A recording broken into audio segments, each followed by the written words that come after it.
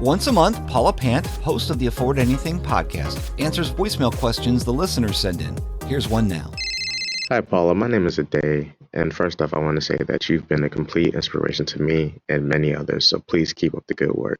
I have about $25,000 that I can invest into real estate, and that's not going to get me very far here in the Bay Area. So I've turned my attention to the South, specifically Atlanta, and I know that you've had a lot of success in Atlanta.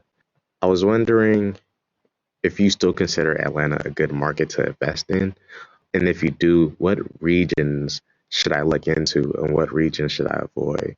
I was specifically inspired by your second rental property story, and if I could emulate anything half as good as that, that would be wonderful. Thank you in advance, and take care. Awesome, Ade. So the reason that I led with your question is because I just really like it at a personal level. So for those of you who are listening who do not know the background, I'm just going to take a moment to explain it to everybody out there. So what Ade is referencing is I own a bunch of rental properties in Atlanta, Georgia. I myself live in Las Vegas, Nevada. I lived in Atlanta for a while. I lived there from 2010 to 2015. But I'm not from there, and I never plan to live there again. And honestly, I never plan to live in the same city where I own properties again, because I've done that. I've lived local to my properties, and now I've also had the experience of living 2,000 miles away from my properties. And personally, I like living 2,000 miles away from my properties so much better for a couple of reasons. Number one, when I lived in the same city as my properties, even though I always had the ethic of run this like a business, create systems, hire people, build a team, outsource, like I was always, not always, but, for much of the time, I was thinking about it as though it was a business. I was committed to that cognitively. But, the sloppy fact of the matter is that if I can hop in my car and drive 10 minutes to a rental property, if I can do that, I'm more likely to. It's like if there's ice cream in the freezer, I'm more likely to eat it. And so moving 2,000 miles away from my properties, it took the ice cream out of the freezer. And as a result, it forced me to really, truly treat it like a business and to build the systems, get the team in place, and design it in a way that professionals do it. Basically, it forced me to be a grown-up, which is probably the first time in recorded history that anybody has ever said that moving to Las Vegas forced them to be a grown-up. So, Ade, I totally support the idea of you living in the Bay Area and investing in a totally different region. I think that's awesome. To directly answer your question, yes, I think Atlanta is still, and the South in general, as well as the Midwest, is a great place to invest. Specifically in Atlanta, there's a lot of great stuff south of I-20. Personally, and I'm not going to tell where you to invest, but personally, my favorite zip code there is 30034. I'm also a fan of the 30314 zip code. But generally, let me add a caveat to that. Anytime you're looking at a rental property, and this is true no matter where you are, whether it's Atlanta or St. Louis or Dayton, Ohio. Oh, Dayton, Ohio's got some great stuff. I've got some friends who invest there. Wow. No matter where you are, there's going to be a gradient of risk and return. So you know how like in traditional stock investing, there's this gradient where you've got like a higher risk but higher potential reward. And then you've got the gradient of like lower risk but lower potential reward. I mean, just to use a very broad analogy, like stocks versus bonds, or even within stocks, if you look at different asset classes, emerging markets is higher risk but potentially higher reward as compared to large cap. In the same way that you have that risk-reward continuum in stock investing, you've got the same thing happening with rental properties.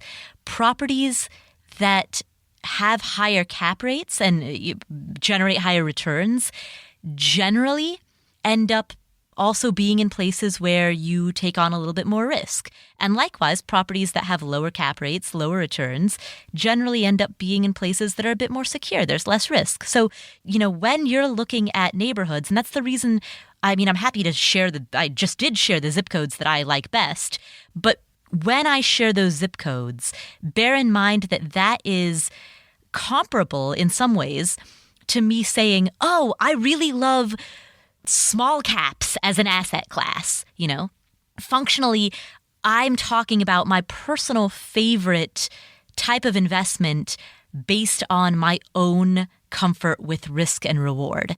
And that doesn't necessarily mean that that's going to translate for you. Just because I like small cap index funds doesn't mean that you're going to be comfortable with small caps. Just because I like emerging markets doesn't mean you're going to be comfortable with emerging markets. And similarly, just because I like particular neighborhoods doesn't mean that you'll be comfortable there. So what I would encourage you to do is, first and foremost, decide what minimum criteria you are going to set when you're searching for properties. For example, for me, that minimum criteria is something that I call the 1% rule of thumb, which means that any property that I look at, the gross monthly rent must be at least 1% of the purchase price. In other words, for every $100,000 of house, it's got to rent for at least $1,000 a month gross. If it meets that minimum criteria, I'm willing to look further into it. That doesn't mean I'm going to buy it. I'm not going to date every guy that meets my minimum criteria. It just means that I'm not going to completely write off the possibility. Emma, who was just on the podcast a couple of weeks ago, Emma has a very similar minimum criteria. She looks for a cap rate of at least 7%, which if you follow the 1% rule of thumb and you make, certain assumptions about what your operating overhead is going to be, et cetera, basically we're just expressing the same thing using two different languages. Because for the most part, with some exceptions, if a property meets the 1% rule of thumb, it's got a pretty reasonable likelihood of meeting a 7% cap rate. So Emma and I effectively have similar criteria, just expressed through different words and through different formulas and in different ways. But anyway, my point for that is decide what your minimum selection criteria is going to be. Once you do that, apply that filter to any property that you're looking at within the city, and you will quickly start to see patterns in terms of certain neighborhoods that fit that profile and certain neighborhoods that don't. So for example, Midtown Atlanta, it's going to be pretty hard to find something in that area. Inman Park Atlanta, what I tell people is to not look at neighborhoods where there's a Panera Bread, because if you're in a neighborhood where people can afford to spend $10 on a kale and spinach sandwich, probably not going to get great rental returns there. Hashtag broad generalization, but hashtag probably true. And a lot of times when I talk to people, these people are looking at the Panera Bread areas, which I call the Panerias, and, they're like, oh, I can't find any good deals here. And I'm just thinking, okay, are you only looking at the type of neighborhood that you yourself grew up in? Because if that's the case, then you are, not you, Ade, but I'm just talking about the general hypothetical person.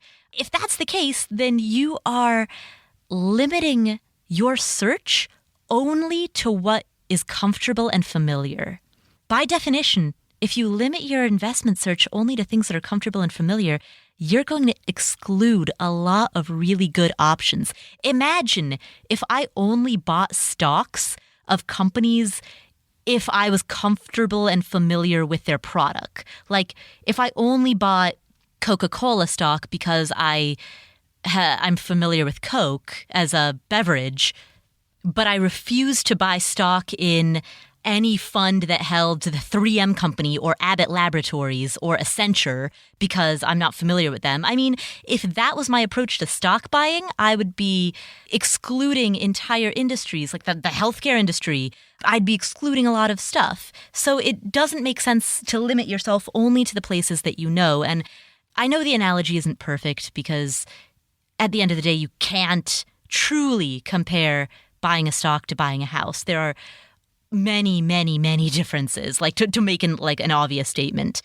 But the underlying thread, that underlying framework of explore the world of investments and then make a decision based on rational criteria rather than a feeling of not wanting to leave your comfort zone, that framework, I think, applies in both cases. So I don't know if I totally answered your question. I guess to give you the short answer, yeah, I think Atlanta's awesome. Check out West End, check out Mosley Park, check out anywhere south of I-20 that's around where the Beltline is going to be built. So thanks for asking that question. Hey, did you enjoy this excerpt from the Afford Anything podcast? Then click to download our free ebook, Escape. You'll be taken to a page where you can enter your email for immediate access to everything you need to know about escaping the 9-to-5 grind to live life on your terms. And you can also subscribe with one simple click to get alerted when new videos are uploaded.